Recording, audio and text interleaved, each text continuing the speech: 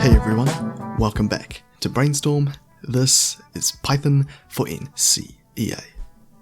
Now, in this video, we're going to take a look at functions. So, what exactly is a function? All a function is a specific piece of code that carries out a task.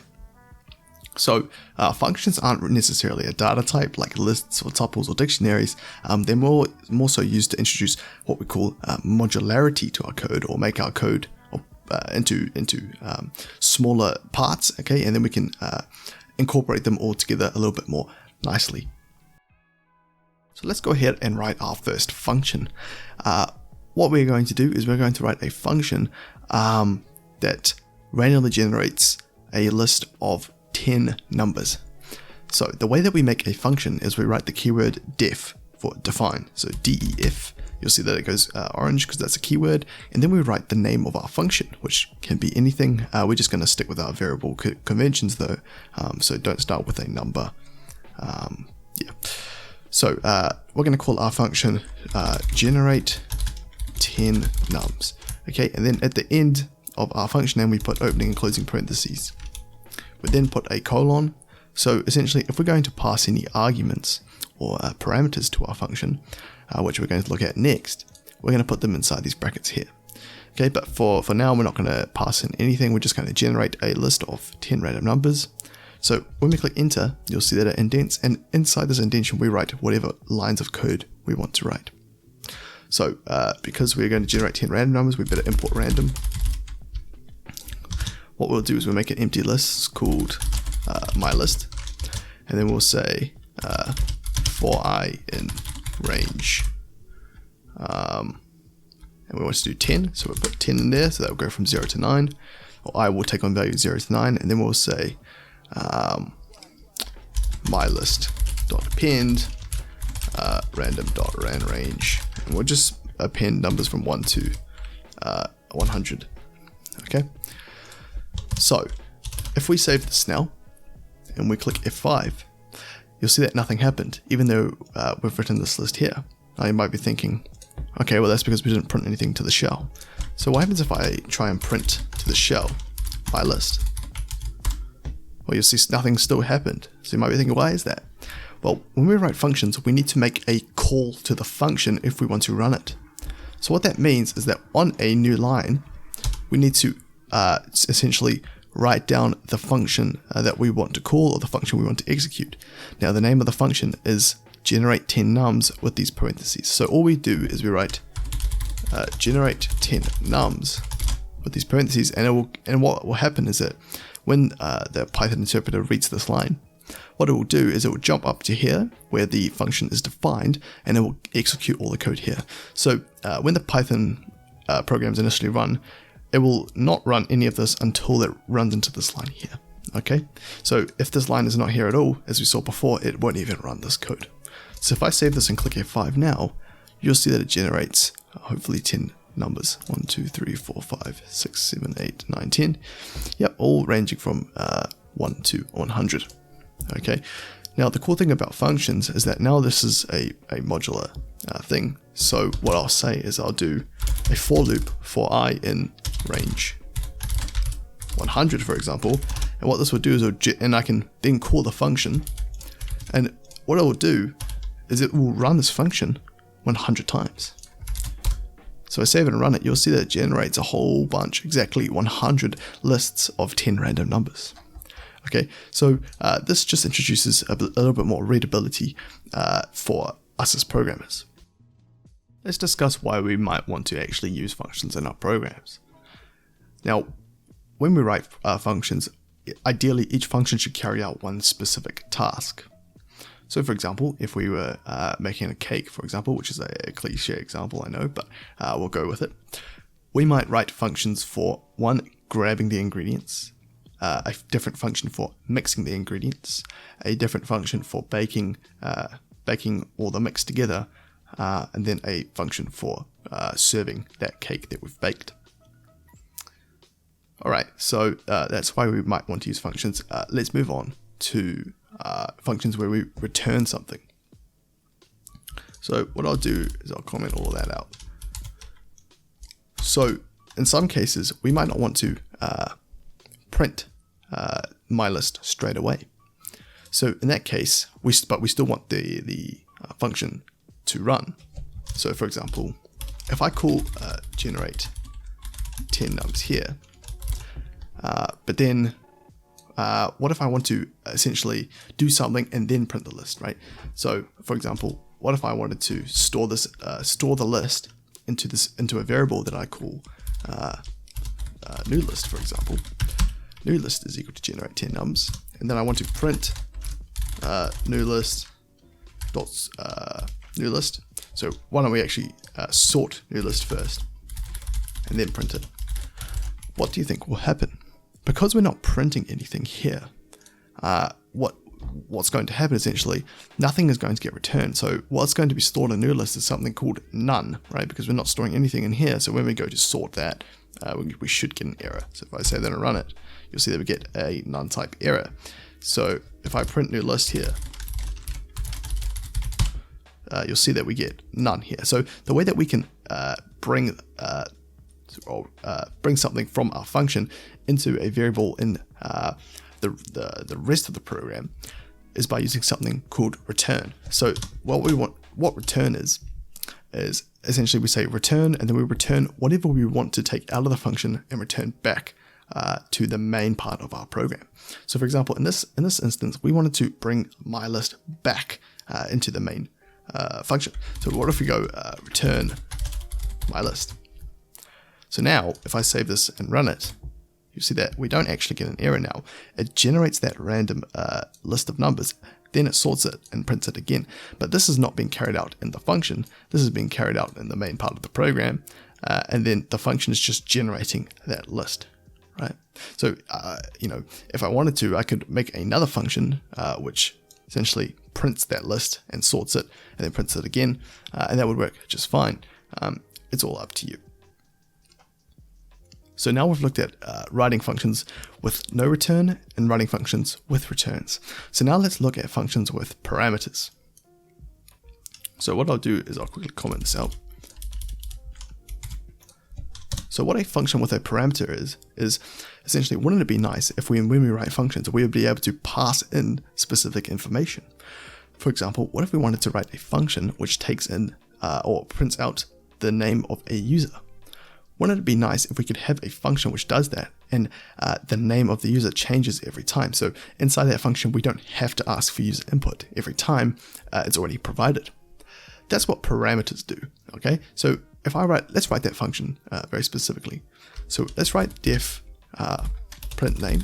So that's the name of our function with the colon and the parentheses. So that's parentheses and that's the colon. And what we want to do is what we say pass in some arguments. So what's the difference between arguments and parameters? Well, essentially parameters, you can think of parameters as the variables that we're going to use as placeholders for our arguments, right? So we're using arguments to define parameters, and we'll probably use parameters to define our arguments. What an argument is when we make that call to print name. So let's assume that I've written my print name function and I make the call to print name. Our arguments are the actual values that we are sending to our function. Parameters are just the placeholders that we use. So, for example, we know that we want to take let's say we take a first name and a last name. So we take first name. So when we want to pass something in, we put them in the parentheses. So we'll say first name and last name, and we can call these whatever we want. It doesn't have to be the variables that we've stored beforehand. Okay, these can be anything we want as long as they are correct variable names. So we're passing first name and last name in, and then what we want to do is we want to use these parameters in order to write or print out some nice output into our functions. So for example, let's say we wanted just to print hello first name last name. All we would do is say print and then first name, hello first name last name with exclamation mark. We use dot format and we pass in first name and last name. So that's all our function does.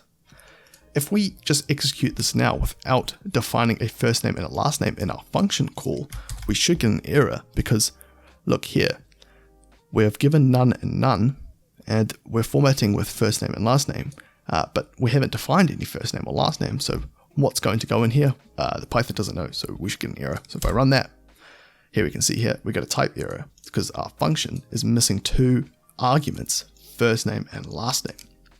So let's pass in some names. Let's pass in the first name to be Bob. So Bob corresponds to first name. And our second argument is going to be, let's call it Bob Light for some weird reason. So Light is going to map to last name. So when this function is called, these are our arguments and these are our parameters. So it should print hello Bob Light. So if we save that and run it, we get hello Bob Light in the idle shell. Now let's say that we, for some reason, we didn't want to print from this function, we just wanted to return the string here. The way that we would do that is we would just say, instead of printing it, so we'll remove our print statement. So currently we just have this string here, we just would return it. So when we return it, it's going to return to this function here. So either we can just print the name of the function, so we can just print this because, so if I was to print this here, essentially what's happening is that when this function is called, this is returned. So this will be sent back to our function call, and then we will print whatever has been sent back. If we want to store that and use the string later on, we could store this into a variable and then print the variable. So I'll show you both. So here we're printing Bob Light, and I can change this to, let's say, Boblet, and it still works fine. I could also make another function call to print name and store it in a variable. So for example, let's call the variable my name, and let's set it equal to the function called print name with the variables, I don't know, the Batman for some weird reason. And you'll see that nothing happened when I executed the program because it's being stored, but we haven't printed it to the shell. So what we'd have to do is we'd have to print my name. And then you'll see hello Boblet and hello the Batman. So this is how functions with arguments or parameters work. Okay, so in level 2 or above, functions have massive importance because we want our functions to be more modular. Okay, so what I've done here for our application questions is I've written a program which performs what we call a game called Russian roulette, or some kind of variation of it. And what we'll do is we'll use our functions in order to break the program down into smaller bits. Okay, and then what I've done is I've written a function called main, and that function main, which I've written down here, will call all of the functions. Okay, so before we get into that, we'll just discuss the main function. So whenever we write a program, the function that we want to begin with is going to be called main. Now you don't have to call it main, but this is generally what we do. So we write a function called def main. Okay, and in this function, we'll make all the function calls. So we'll do all the basic things that we need to do. So this main function, you can think of it as kind of like the director. So it directs to different functions. So if I don't comment this out here, if I don't comment this function out here, so I've still got the function print name, and let's say I don't comment this function out either. So I can generate 10 nums and I can print names. Then let's say for def main, we want to make calls to both of these functions. So first let's generate the 10 nums. So let's just go print generate 10 nums, include my parentheses, and the reason I can print it is because we're returning that list there. Okay. What would happen if I'm printing my list here and not returning it? Well, it will print the list and then it will print none because nothing's being returned. All right, so we're going to print that random list, and then we're going to print print name. So print name, and we'll call it brain and storm. Okay, so we're passing those two arguments to our print name function. Okay, so if I save this and run it, what do you think will happen?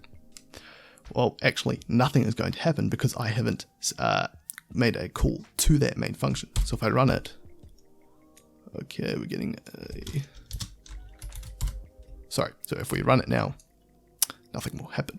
So I need to make a call to that main function. So we'll write main here, and because it's the main function, we don't want to pass any parameters to it. Okay, so if I save this and run it now, it will make a call to generate 10 nums, and it will make a call to print name. So we get a random list of 10 numbers, and then we get hello brainstorm.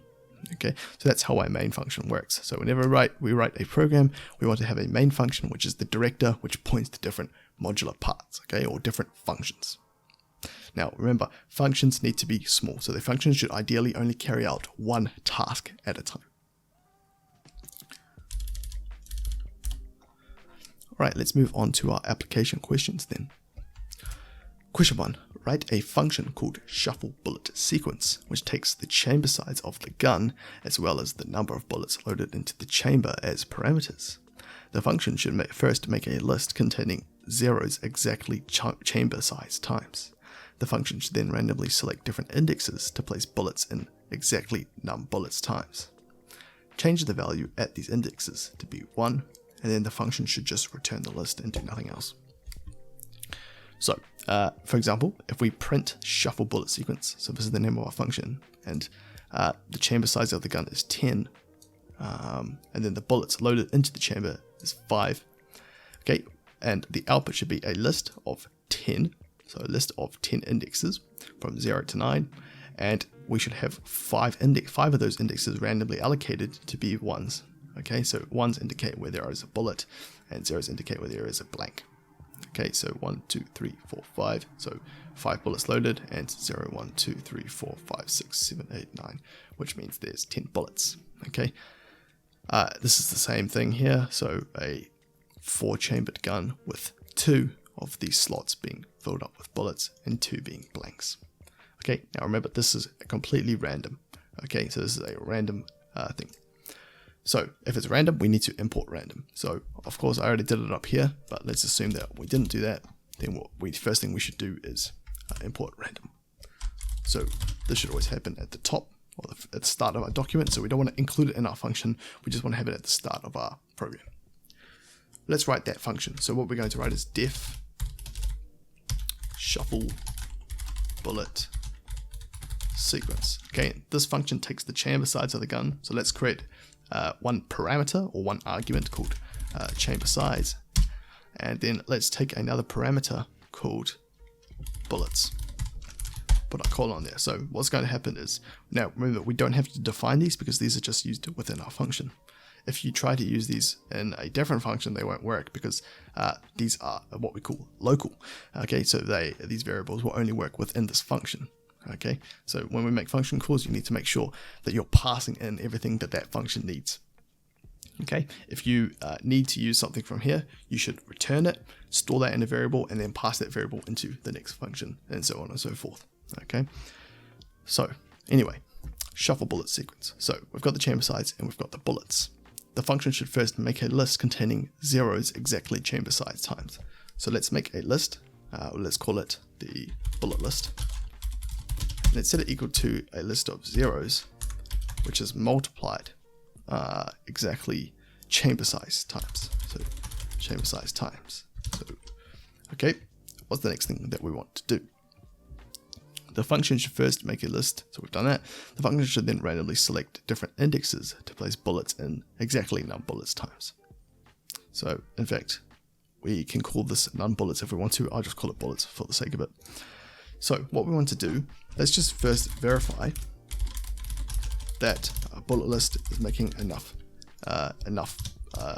big enough list, right? So let's make a call to shuffle bullet sequence. And we're doing this outside of the function. Okay, if you do it inside the function, that's something called recursion, and we're definitely not going to go into that in this walkthrough. So shuffle bullet sequence, we want to pass in the chamber size. So let's pass in a chamber of 10 and the bullets of 5. Now we can pass in these parameters, and even if we don't use any of them, the function should still run fine. Okay, so if I run that, you will see that we have 1, 2, 3, 4, 5, 6, 7, 8, 9, 10. So we have 10 bullets. So it looks like this is working just okay. So what's the next thing we want to do? Well, what we want to do is we want to say while the bullets.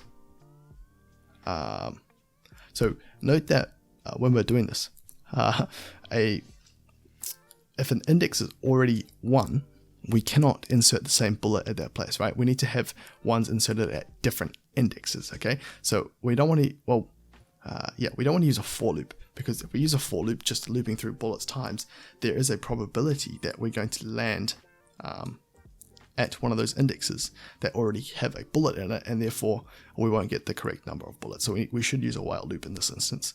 So what we'll say is while bullets is greater than, greater than 0, then what do we want to do? What we want to do is we want to generate a random number. So we want to generate a random index. So we'll say temp index is equal to random.ranrange, ranging from index 0 all the way up until, but not including, the chamber size. So this will give me index 0 to chamber size -1, which is what we want. Well, then we'll check if the bullet list at index temp index is equal to 1. Actually, not equal to 1, but equal to 0. And this will not work because we are dealing with integers, and I've just written a string. So we should say is equal to 0, the integer 0. We want to change that to a 1. So what we'll do is we'll say the bullet list with index temp index should be equal to 1. Then what we want to do is we want to decrement bullets. So we'll say bullets minus equal 1. Okay, so we don't want to print the bullets list right there. So if we print bullets list now,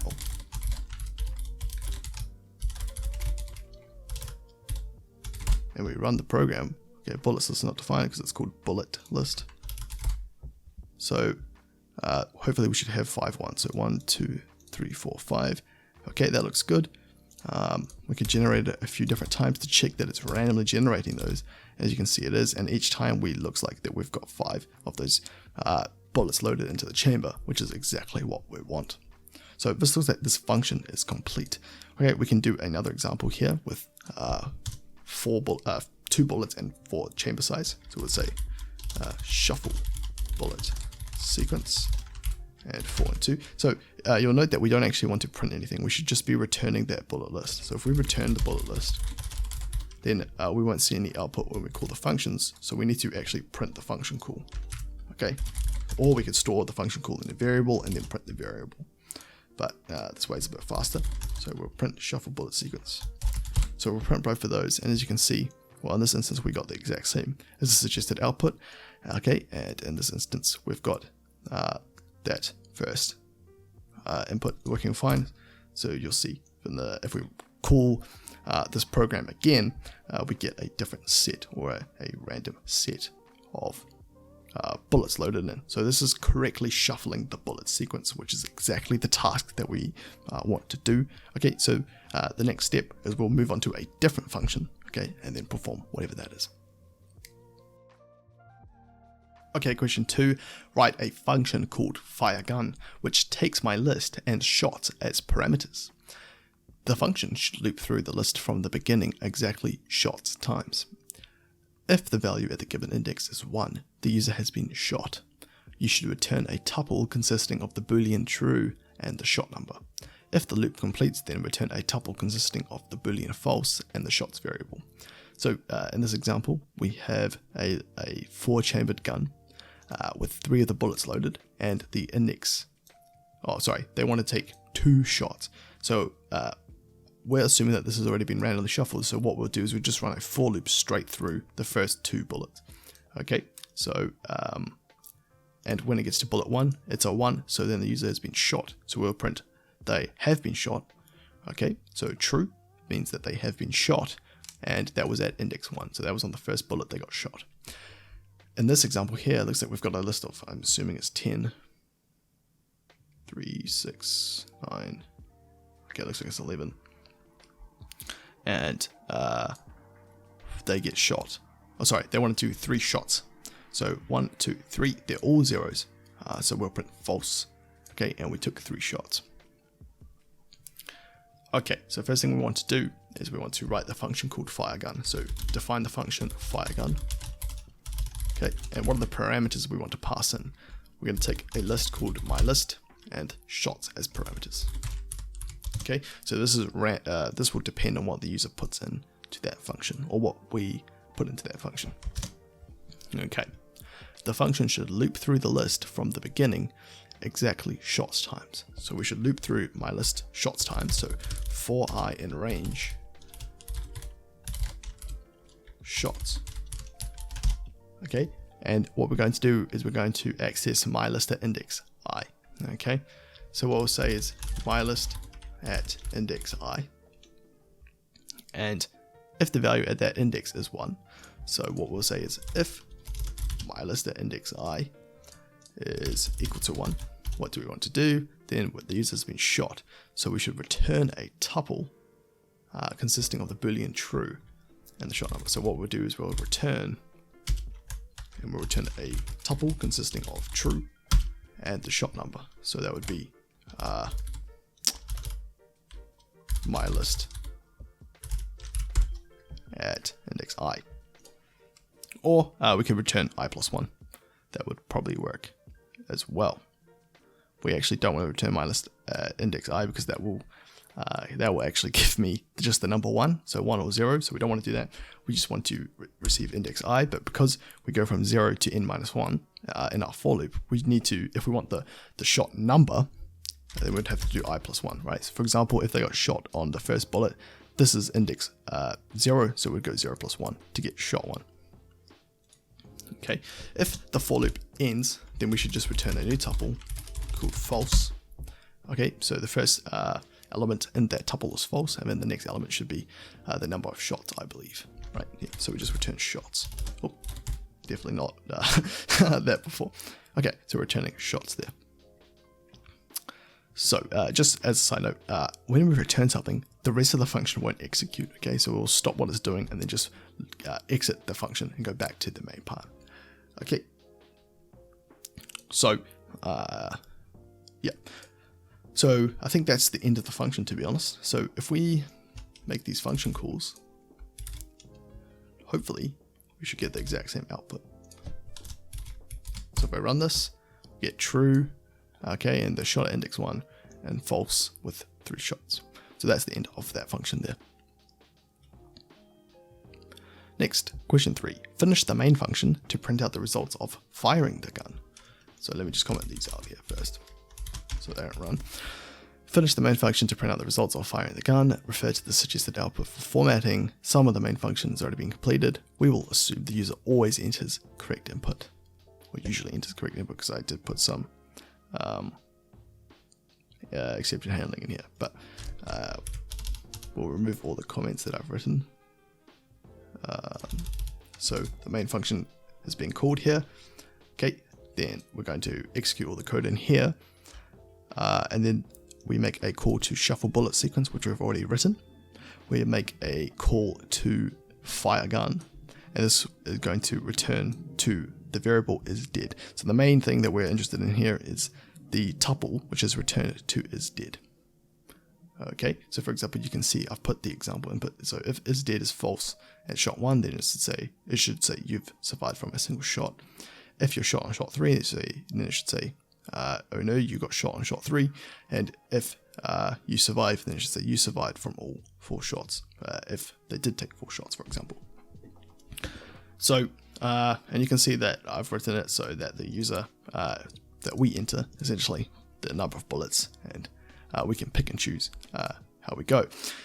Anyway, that's not what's interesting. We want to write code to finish off. So essentially we've got is dead here. We need to work out for each scenario what we want to write. So let's assume that they have been shot. So we'll say if is dead at index 0, so that's going to be either true or false. So if they are dead, so if that's true, so we could say equal true. We don't have to do that because that is dead 0 is already going to be true. So that part will run, but why not write it in here for simplicity's sake? So if is dead, so if the boolean is true, what do we want to do?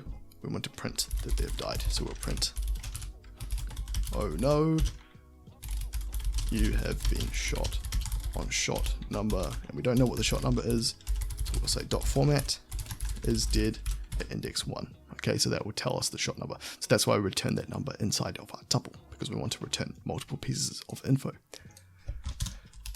Else, if,